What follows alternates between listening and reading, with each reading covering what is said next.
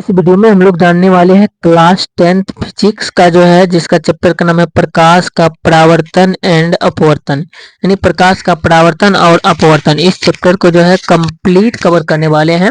और ये सिर्फ क्लास 10th के लिए नहीं होने वाला है, ये जो है यदि आप किसी भी गवर्नमेंट एग्जाम की तैयारी कर रहे हैं तो आपके लिए बेस्ट होने वाला है, क्योंकि ये जो है गवर्नमेंट एग्जाम के लेवल तक का जो है क्वेश्चन को कवर किया गया है। ऑल गवर्नमेंट एग्जाम्स इंपॉर्टेंट देख सकते हैं, संपूर्ण जो है एमसीक्यू क्वेश्चन को समाप्त करने वाले हैं और यहाँ पर हम लोग वन लाइनर के रूप में कवर करने वाले हैं और ये सभी सरकारी परीक्षा के लिए महत्वपूर्ण होगा। यदि आप 10th में हैं तो भी आपके लिए बेस्ट होने वाला है। तो चलिए क्वेश्चन पे लेकर चलते हैं और पीडीएफ में आपको जो है बताते हैं सारे के सारे क्वेश्चन को जो है।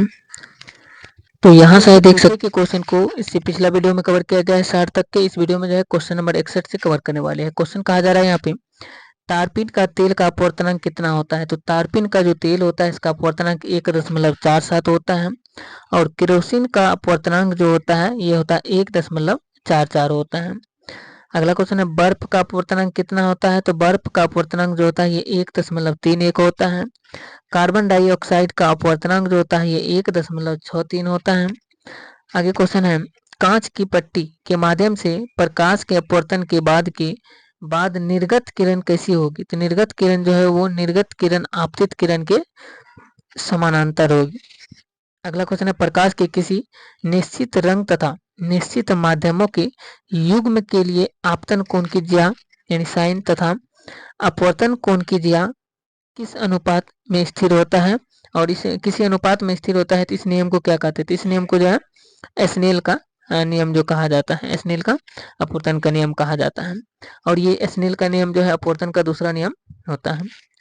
अगला क्वेश्चन है जब प्रकाश एक माध्यम से दूसरे माध्यम में प्रवेश करता है यानी जाता है तब अपवर्तन होता है जो है ये प्रकाश की चाल में परिवर्तन के कारण अपवर्तन होता है। अगला क्वेश्चन है विरल माध्यम में प्रकाश की चाल क्या होती है। तो विरल माध्यम में प्रकाश की चाल अधिक होती है और सघन माध्यम में प्रकाश की चाल कम होती है।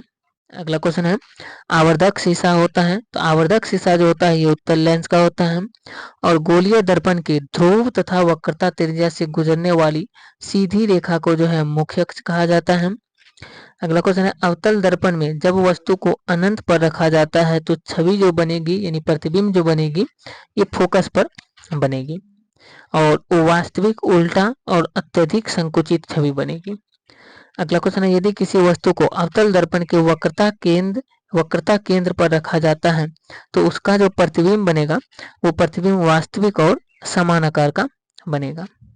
अगला क्वेश्चन है जब किसी वस्तु को C और F के बीच रखा जाता है तो अवतल दर्पण की जो आकृति बनेगी वो C के बाद बनेगी। अगला क्वेश्चन कहा जा रहा है गोलीय दर्पण के परावर्तक पृष्ठ के केंद्र बिंदु को क्या कहते हैं। तो उसे जो है दर्पण का ध्रुव कहा जाता है। और अवतल दर्पण द्वारा किस प्रकार का प्रतिबिंब बनता है। तो ये आभासी और वास्तविक दोनों प्रकार का प्रतिबिंब बनता है। अगला क्वेश्चन है वे किरण पुंज जो एक बिंदु से निकलकर फैलता है उसे क्या कहते हैं। तो उसे जो अपसारी किरण पुंज कहा जाता है। और यहाँ पर जो है क्वेश्चन कहा जा रहा है वैसा किरण पुंज जो भिन्न भिन्न दिशाओं से आकर एक बिंदु पर मिलता है उसे जो है अभिसारी किरण पुंज कहते हैं। आगे क्वेश्चन है दर्पण की लंबाई को क्या कहते हैं। तो दर्पण की लंबाई को द्वारक कहा जाता है और वक्रता केंद्र और ध्रुव के मध्य में जो बिंदु होता है उसे फोकस कहा जाता है। अगला क्वेश्चन है यहाँ पे क्वेश्चन कहा जा रहा है अवतल दर्पण में जब वस्तु वक्रता केंद्र पर स्थित हो तो उसका प्रतिबिंब जो बनेगा वो वक्रता केंद्र पर बनेगा और निर्गत किरण एवं अभिलंब के बीच के कोण को जो है निर्गत कोण कहा जाता है। आपतन कोण परावर्तन कोण के बराबर होता है एवं आपतित किरण दर्पण के आपतन बिंदु पर अभिलंब तथा परावर्तित किरण सभी एक ही तल में होते हैं। उपयुक्त विवरण जो है प्रकाश के किस नियम घटना से संबंधित है। ये नियम जो है प्रकाश का अपवर्तन से संबंधित होता है। प्रकाश के अपवर्तन के दो नियम है याद रखना और इसके साथ साथ प्रकाश के परावर्तन के भी दो नियम है। अगला क्वेश्चन कहा जा रहा है गोलीय दर्पण के संबंध में कौन सा कथन असत्य है। और पहला है उत्तल दर्पण द्वारा वस्तु का प्रतिबिंब वास्तविक तथा उल्टा बनता है। दूसरा है जिस गोलीय दर्पण का परावर्तक पृष्ठ गोले के अंदर की ओर जो वक्रीय होता है वो अवतल दर्पण कहलाता है। तो इसका सही उत्तर होगा केवल एक यानी उत्तल दर्पण द्वारा वस्तु का प्रतिबिंब वास्तविक तथा उल्टा बनता है। आगे क्वेश्चन की बात करें तो क्वेश्चन कहा जा रहा है यहाँ पे किसी छोटे दर्पण की सहायता से ऊंचे भवन या पैर की पूर्ण लंबाई का प्रतिबिंब देखा जा सकता है, तो ये उत्तल दर्पण द्वारा। अगला क्वेश्चन है, एक वस्तु को अवतल दर्पण के सामने उसके वक्रता केंद्र और फोकस बिंदु के बीच स्थित एक बिंदु पर रखा गया और प्रतिबिंब का निर्माण कहाँ पर होगा? तो प्रतिबिंब का निर्माण जो है ये वक्रता केंद्र से परे किसी बिंदु पर होगा। आगे क्वेश्चन है यहाँ पे, गोलीय लेंस की वृत्ताकार रूपरेखा का प्रभावी विकास क्या कहलाता है? ये जो है ये द्वारक कहलाता है। और परावर्तन का नियम होता है, परावर्तन का नियम जो है ये आपतन कोण परावर्तन कोण के बराबर होता है। आपतित किरण, अगला क्वेश्चन है, आपतित किरण आपतन बिंदु पर अभिलंब तथा परावर्तित किरण ये सभी किसी तल में होता है, ये एक ही तल में होते हैं। आगे क्वेश्चन है, किसी माध्यम के अपवर्तनांक का मान कितना होता है? तो ये साइन आई बटे साइन आर होता है। और यदि आप एक दर्पण में देखते हैं और पाते हैं कि छवि यानी प्रतिबिंब जो है प्रतिबिंब जो है आपसे छोटा है तो दर्पण का प्रकार कैसा है? तो दर्पण जो है उत्तल दर्पण होगा। अगला क्वेश्चन है, जब प्रकाश की एक किरण एक सघन माध्यम से विरल माध्यम में यात्रा करती है तो यह किस दिशा में मुड़ती है? तो यह जो है अभिलंब से दूर तथा गति बढ़ जाती है। आगे क्वेश्चन है, एक लेंस में +2.0 D की शक्ति है और लेंस की किस्म और इसकी फोकस लंबाई क्या होगी? तो इसकी फोकस लंबाई जो है 0.5 मीटर और उत्तल दर्पण यानी जो उत्तल लेंस होगी। आगे बात करते अगला क्वेश्चन कहा जा रहा है, यदि यदि किसी वस्तु को अवतल दर्पण के वक्रता केंद्र पर रखा जाता है तो इसका प्रतिबिंब जो बनेगा वो वास्तविक और समान आकार का बनेगा।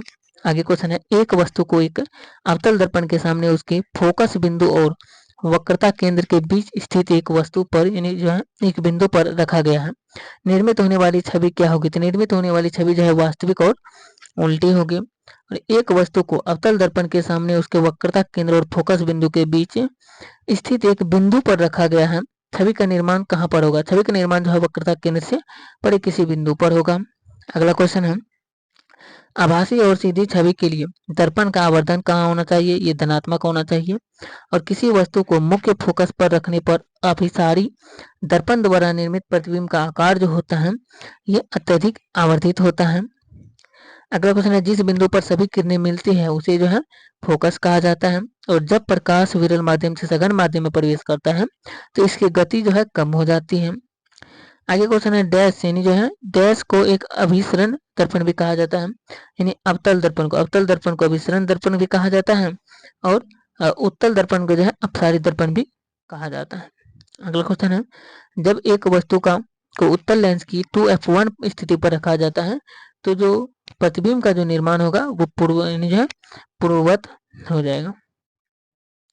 अगला क्वेश्चन है यहाँ पे, जब एक वस्तु को अवतल दर्पण के वक्रता केंद्र से बाहर रखा जाता है तो छवि का जो निर्माण होगा ये एफ और सी के बीच होगा। आगे क्वेश्चन है, किसी स्थिति में एक अभिलंबित किरण, आपतित किरण और परावर्तित किरण सभी एक ही सतह पर होते हैं, ये जो है अपवर्तन तथा परावर्तन दोनों में। अगला क्वेश्चन है, एक दर्पण के वक्रता को जो है यानी जो है वक्रता की फोकस लंबाई और त्रिज्या के बीच संबंध क्या होता है? ये होता है r बराबर 2f होता है या f बराबर r/2 भी बोल सकते हैं। अगला क्वेश्चन है, एक लेंस की शक्ति इसकी जो है फोकस दूरी के व्युत्क्रमानुपाती होती है और किसी वस्तु का प्रतिबिंब उसके वास्तविक आकार का प्राप्त करने के लिए वस्तु को उत्तल लेंस के सामने कहाँ पर रखा जाना चाहिए? तो 2f1 पर रखा जाना चाहिए। अगला क्वेश्चन है, गोलीय दर्पण के परावर्तक पृष्ठ के केंद्र बिंदु को जो है दर्पण का ध्रुव कहा जाता है। तो इस वीडियो में इतना है क्वेश्चन कवर किए, इससे आगे को क्वेश्चन को जो है नेक्स्ट वीडियो में कवर करने वाले हैं। जय हिंद।